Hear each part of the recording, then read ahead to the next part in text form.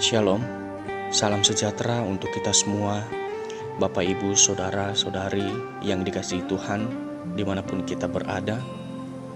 Kita akan melanjutkan renungan kita pada kali ini, masih dengan tema yang sama, Response to Crisis bagian yang kedua.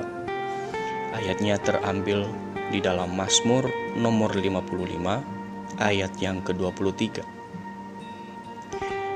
Serahkanlah kekhawatiranmu kepada Tuhan, sebab Ia yang memelihara engkau. Tidak untuk selama-lamanya dibiarkannya orang benar itu goyah. Melihat situasi yang terus buruk hari-hari ini, kita sebagai anak Tuhan harus punya respon yang positif. Melihat dolar pun saat ini naik, kita tetap meresponinya dengan baik. Di bagian renungan kita yang kedua ini, kita akan belajar bersama-sama, namun saya akan sedikit mengulang poin-poin dari renungan kita di bagian yang pertama. Di bagian yang pertama, respon terhadap krisis itu di bagian yang pertama adalah menyerahkan kekhawatiran kepada Tuhan, dan yang kedua, mengandalkan Tuhan. Di bagian yang kedua ini kita akan lanjutkan bersama-sama masuk kepada poin yang ketiga. Respon kita menghadapi krisis ini yang ketiga, menyatakan keinginan kepada Tuhan.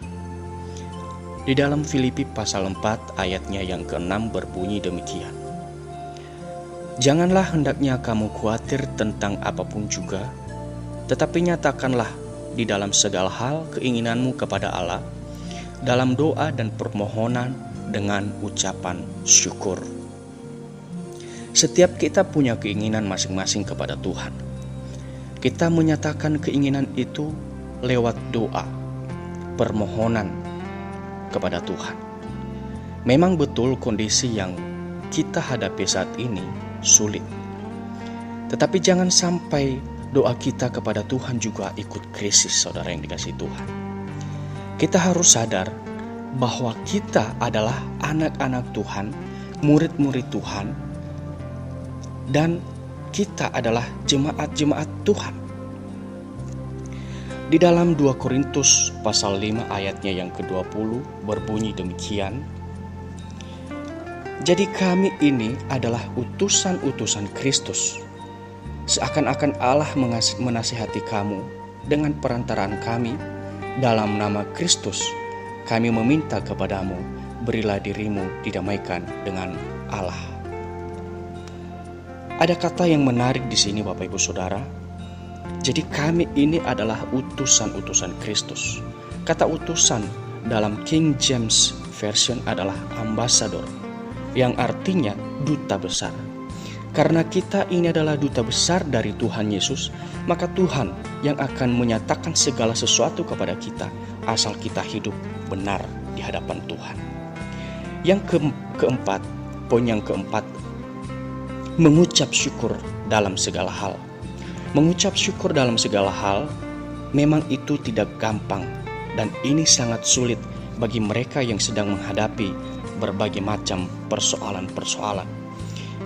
Kata mengucap syukur ini seolah-olah gampang bagi kita, tetapi ini sulit untuk dilakukan oleh orang-orang yang berada di dalam permasalahan. Firman Tuhan berkata, mengucap syukur dalam segala hal. Segala hal itu tidak ditentukan oleh keadaan. Mengucap syukur bukan pada saat mendapat berkat, tetapi mengucap syukur dalam keadaan-keadaan yang sulit pun kita selalu mengucap syukur. Biarlah kiranya renungan ini dapat menguatkan kita, memotivasi kita, dan terus hidup sesuai dengan yang dikehendaki Tuhan. Tuhan Yesus memberkati.